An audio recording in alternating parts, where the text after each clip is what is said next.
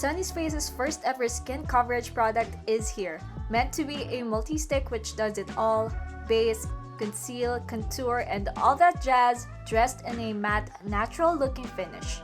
Let's see if this multi-stick really does the job, or is it just meant for those who already have perfect skin? For your reference, I have oily skin with visible pores in the cheek area and a couple of hyperpigmentation and dry patches here and there. The perfect skin to test how good this product would really be. So we'll break down its packaging, shade selection, formulation, different application, skin finish, wear test, and compare it to another famous local skin coverage product, Izzy & Co's Active Skin Tint. So let's start! As usual, Sunny's Face did a minimalist aesthetic. I love the ridges that they added, really gives texture to the whole look, but overall, I'm not actually a fan of the stick packaging. First, it's confusing which side is the cap side, hint it's the longer side, and the first time I opened this, I ruined the product right away. Heartbreaking! The more careful I was, the more it was ruined. I really wish they didn't have the product exposed at the start, since you also have the twist mechanism at the other end to control how much product will be exposed. Another reason is I find it unhygienic, since you'll be using the product directly onto your skin, and imagine if this will be your everyday go-to base. I just really wish they went with something different than a stick form. Originally, I got two shades of the Skin So Good, which is Porcelain as my base and Birch for my contour. But then I also added on Ecru to check which between this and Porcelain could be my actual match. To reference, these are the bases that I have been using. I used the Izzy & Co's Active Skin Tint in Brulee. Vanilla is just too warm on me that it made me hate the Active Skin Tint the first time I tried it. Glossier Skin Tint in G11. Accurately, I'm more of in between G11 and G10, so this is a tad bit lighter on me but still works. Dior's Forever Skin Glow in 1CR. This is a perfect shade match for me. Undertone, lightness, everything. Estee Lauder's Double Wear Foundation in Cool Cream, which is my go-to foundation because it's more on the matte side, but the Dior one is the most spot on in terms of shade. Comparing Porcelain and Ecru, if we look at Sunny's Face's chart, Porcelain is for the fair, cool tone peeps, while Ecru is set to be for fair neutral. But I actually find it weird that Ecru is under neutral because Sunny's Face's description is that Ecru has an olive undertone. And that's not neutral. Side by side, you can definitely tell the difference, but I do think Porcelain is a little too light, especially if we're gonna put this in line with Ecru's shade family. But let's see on the actual application to see which between these two would actually fit me. So here's my face sans foundation or any kind of base. You see my hyperpigmentation, pores, and eye bags and dark circles that I've accumulated for this lifetime. Some dry patches are also hiding here and there, so obviously if the Skin So Good works for me, there's a great chance it'll work on you if you have better skin. Next swatch first.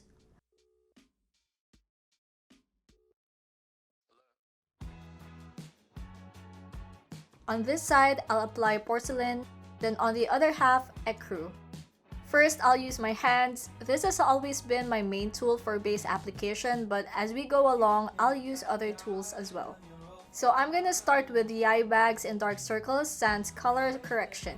Usually, I'm not a fan of stick formulas. They tend to be patchy and too creamy or thick on the skin and quite difficult to blend. So far, the formula of Skin So Good is very opposite to that. First coat, it did pretty decent. I can still see the darkness, so I went with another coat. But really, this is as far as it can go. You really need to color correct first to remove those bluish or purple tints. Now I'm gonna try covering the pores. Using my fingers, the product doesn't go or spread a long way, so you have to apply more and more to cover the whole face completely. And it feels so unhygienic to keep swiping the stick on my skin. For the pores, it does a decent job. It's not a full coverage. So there's still some texture there, especially if you have really deep pores. It doesn't accentuate the textures of my face and does a great job covering up any redness. It does a better job for hyperpigmentation than dark circles even with one coat. It does tend to cling onto dry patches though, so if you have that, exfoliate and be well moisturized before putting this on. So let's try spot concealing, or doing a second layer on those areas with hyperpigmentation. Coverage-wise, it's nice, good coverage while retaining the skin-like finish. It also doesn't look heavy on the face. Overall, the Skin So Good is very skin-like. It's like a satin matte, and porcelain in terms of undertone really fits my skin tone, but it also looks a little lighter than I hope it would be. So let's go over the other side with Ecru. I'm gonna use first a dry beauty blender. I think it's easier to spread the product using this. The blending also seems more seamless, but I do think there is less coverage if you use a blender. So for the eyes, I think this is better because of the yellowish tone, which helps cancel out the darkness of my bags. Next, I'm gonna try and use a damp beauty blender. I think this lessens the product from clinging into dry patches. The product spreads or goes over a lot thinly, so you can definitely build the coverage this way by adding more layers to the base. This also blends the spot concealing I do easier because of the blender's tip. And this is how Ecru looks like for the other side. The two actually doesn't look too far from each other, especially under daylight, but you do see, especially in indoor lighting, a slight warmth for Ecru. I do think my face looks a lot livelier and the shade is a lot more spot on with porcelain. So I'm gonna add here Birch for contour. I actually wish I got something darker for the contour because this feels more like a bronzer. I'm not actually a contour person, so I might be rusty with my contour skills, but next time I'd rather use this for the eyes or as a bronzer.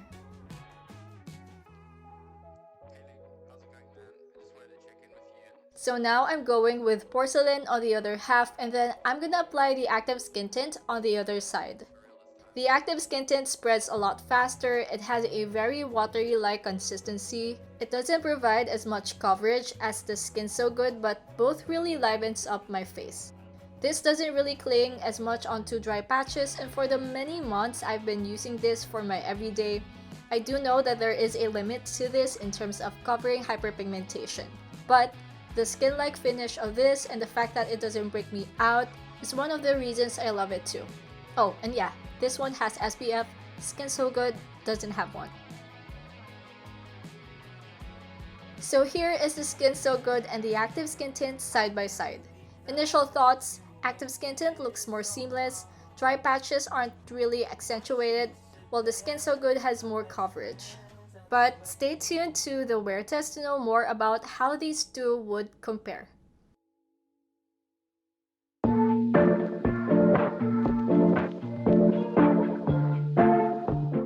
Hi guys, so I'm currently wearing porcelain Skin So Good here at the side of my face. This is the left side. And then on the other side, I have Izzy & Co's Active Skin Tint in Brulee. So I'm doing a wear test and I've had both on for around 2 hours already. And so far both are looking good. In terms of shade selection on my face, both look really close to each other. I think porcelain is a little tiny bit lighter, and I think the Brulee is much more of a closer match to my skin tone. But definitely between porcelain and Ecru, porcelain I think is really better. Ecru under daylight, I think it's pretty close to porcelain, but indoors I do see more of that warm tone, and I just know it's the wrong kind of shade for me. So far both are looking good. Porcelain is doing well really with covering up my pores, covering up hyperpigmentation. It does a lot better than the active skin tint. But so far, in terms of creasing, I do notice that the Skin So Good tends to cling onto dry patches or onto like bumps. For example, I have a little bit of milia here under my eyes, and it's kind of clinging onto those textures. Unlike the active skin tint, it's a lot more flawless, but I do like how the Skin So Good covers the pores a lot better. It just fills in a lot better the pores. If you have visible pores like I do, then I'd say the Skin So Good does a better coverage. But overall, both look really skin-like, and for the Skin So Good, I don't think it's adding any oiliness onto my face. But yeah, we'll see more later. I'll check back.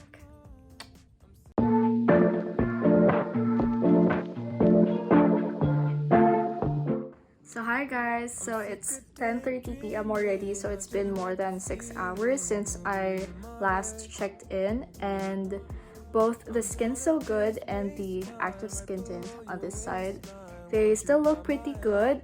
Most of the product are still intact. For the Skin So Good, I have to say the longer the day went by, the better it kind of melted into my skin, and the skin just looks so glowing.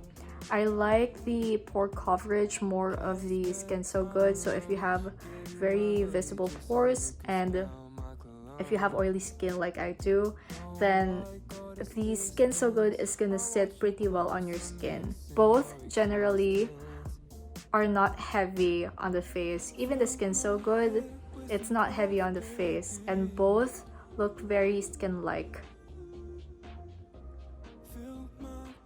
I just feel like, and I've been using the skin tint for months now, I feel like the skin tint is really for people who doesn't have that much, hyperpigmentation, has generally good skin. The Skin So Good, I also feel the same because it didn't do that well with like textured skin, but with the pores it did cover pretty well and the hyperpigmentation, so I'd say that's a plus for Skin So Good. So it really depends on what you need. If you're more oily skinned, visible pores, hyperpigmentation, go for Skin So Good. If you have dry skin, if you have textures or some bumps and you don't really want the product to like cling onto those dry patches, then go for active skin tint. In terms of the shade, I do think the active skin tint fits my skin tone a lot better. In terms of choosing between the two, it really depends on what you need. Another plus point though for the active skin tint, in terms of ease of use, the application, it's easier to use the active skin tint because it's liquid form and you just slide and the product goes a long way. Unlike for the Skin So Good, I feel like I have to like swipe the stick over and over again just to ensure that I cover like half of my face. So for that area, active skin tint wins. And that is it. I'm gonna let you guys decide what's gonna fit your skin needs, so drop a comment below and let me know your thoughts about Sunny's Face's Skin So Good. I guess that's it for now. Until next time, goodbye stranger. Oh sure, of course I believe you. Great. Just repeat the words I'm about to say, alright? Moon, prism, power, makeup. Right! Moon, prism, power!